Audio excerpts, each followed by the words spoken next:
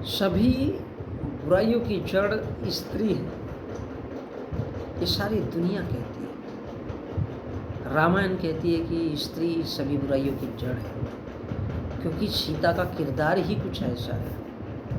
महाभारत कहती है कि स्त्री सभी बुराइयों की जड़ है, क्योंकि द्रौपदी 5 की पत्नी थी। द्रौपदी 5 की पत्नी थी। गैंगरेप नहीं बोल सकते उसको, क्योंकि वो आस्था का सवाल है। क्योंकि और वो बुराई की जड़ इसलिए क्योंकि दुर्योधन पर हंसी थी, और दुर्योधन पर हंसी थी इसलिए तो महाभारत हुआ, ऐसा कहा जाता है। तो सभी बुराइयों की जड़ स्त्री है, और इसलिए उसका चीरहरण और बलात्कार हुआ, इसलिए स्त्री ही बुरी है। सीता अगर रावण के साथ नहीं जाती तो रामायण नहीं होती, इसलिए सभी बुराइयों की जड़ स्त्री है। यही तो वो चुगली है, निंदा है, अपमान है, एक स्त्री का अपमान है, अनादर है। फिर भी स्त्री को रामायण और महाभारत ही प्रिय है। पता है क्यों? बंधुओं, जिस कोख से आप पैदा हुए हो, जन्मे हो, वो स्त्री बुरी कैसी होती है? लेकिन वही स्त्री रामायण का रात दिन पाठ, पूजा, हवन, सत्संग, भजन, कीर्तन और पूजा पाठ करती है। उसी के नाम का मस्तक पे, राम के नाम का ही तो मस्तक पे खड़ा वाला डंडा लगाती है, ताकि उसके दिमाग में, स्त्री के दिमाग में सिर्फ डंडा और पुरुष के दिमाग में भी गिल्ली डंडा ही भरा रहे। वो स्त्री अपवित्र कैसे हो सकती है?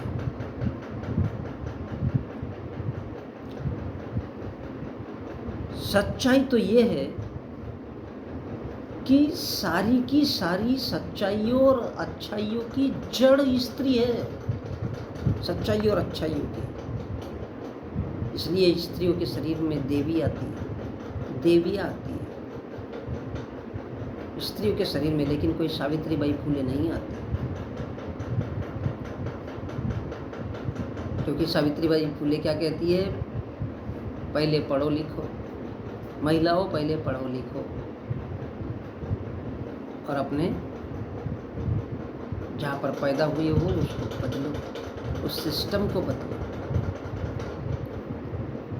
वो उस सिस्टम के खिलाफ लड़ने के लिए नहीं बोलती, इसलिए उनके शरीर में देवियाँ आती है, चुड़ैल आती है, भूत आती है।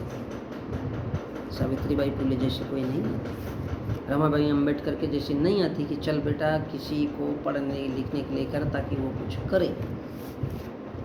और इसलिए सारे सच्चाई और अच्छाइयों की जड़ स्त्री है।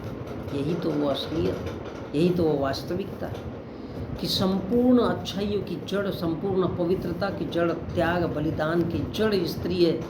जिसको बार बार बुरा कहोगे तो वो स्त्री यकीन कर लेती है कि वो चुड़ैल है और उसके शरीर में देवी आती है। बलात्कार होता है किसी स्त्री का, तब वो ऑटोमेटिक गायब हो जाती है और उसको विश्वास हो जाता है कि वो बुरी है। ये चुगली रामायण ने भी की, ये चुगली महाभारत ने भी की, ग्रंथों ने भी की, धर्मों ने भी की और पुरुषों ने भी की। साधु, संत, पादरी, मौलाना सभी ने ये चुगली की। और ये चुगली किस लिए? सिर्फ पैसा कमाने के लिए, नोट छापने के लिए और स्त्री का छेद हासिल करने के लिए। सब ने बताया कि स्त्री खराब है, बुरी है। बुरी नहीं है, अच्छाई और सच्चाइयों की जड़ है। इसलिए उसे सज धज के रहने के लिए बना दिया गया। जब स्त्री के शरीर की जरूरत होती है तो उसे बाल धोने को कहा जाता है। चुड़ैल कौन है? जो सजती संवरती नहीं है उसको चुड़ैल कहा जाता है। चुड़ैल क्यों कहा गया है? जो सजती संवरती नहीं है उसको चूड़ियाँ पहनना चाहिए, क्योंकि चूड़ियाँ पहनेगी तो ऑटोमेटिक सुंदर लगेगी, तो पुरुष उसको पेल पाल के अपना अलग हो जाएगा। यही तो वो चुगली है बंधु। चुगली स्त्री के शरीर को लूटने के लिए उसे चुड़ैल कहा जाता है, ताकि वो चूड़ियाँ पहने रह सके, वो कमज़ोर बनी रहे, अबला बनी रहे, तबला बनी रहे, ताकि उसको ढिजिक निजिक बजाया जा सके। और मीडिया, फिल्म इंडस्ट्री, उस पर बड़े बड़े गीत बनाए जा सके, नाच मेरी बुलबुल पैसा मिलेगा। तो बुलबुल नाच रही है, पैसा तो मिलेगा। पैसा किसको मिलेगा? स्त्री के शरीर को बेच करके इंसान अमीर बनेगा। अब उसको क्या बोलते हैं, गोरख धंधा, तस्करी, आई डोंट नो कि उसको क्या क्या बोला जाता है, ताकि वह सज धज के रहे। और पुरुष का पुरुषार्थ यही है, पुरुष के पुरुष होने का अर्थ, पुरुषार्थ यही है कि पुरुष स्त्री के जिस्म को लूटता रहे, ताकि स्त्री खुद को कमज़ोर समझे और उसे लगे कि यार हम लोग सही में बुरी है, क्योंकि हमारे पास छेद है। पुरुष आएगा तो डंडा डालेगा बस, क्योंकि स्त्री एक ऐसी बला है जो पूरे परिवार को संभाल के रखती है, किसी को भोजन खिलाती है, किसी को पैदा करती है। इस प्रकार पर इस परिवार में 50 लोग क्यों ना हो, सभी का लालन पालन और पोषण करती है। तो सबसे पहले किसी भी धर्म, समाज, देश की तरक्की उस देश की महिलाओं से है। महिलाएं जितनी शिक्षित होगी, उनके बेटे और बेटियां उतने शिक्षित और चरित्रवान होंगे। इसलिए तो महिला को ही सबसे ज़्यादा पकड़ा गया है। भजन, सत्संग, कीर्तन, हवन, चाहे वो कोई भी धर्म हो, दुनिया का कोई भी धर्म हो, केवल स्त्री को पकड़ा गया है। किसी भी जाति, धर्म और समाज की महिला, उस पर तरक्की का बोझ है। इसलिए कहा जाता है कि स्त्री बुराइयों की जड़ है। बंधुओं, सच्चाई इसके विपरीत है। सच्चाई, अच्छाई, वास्तविकता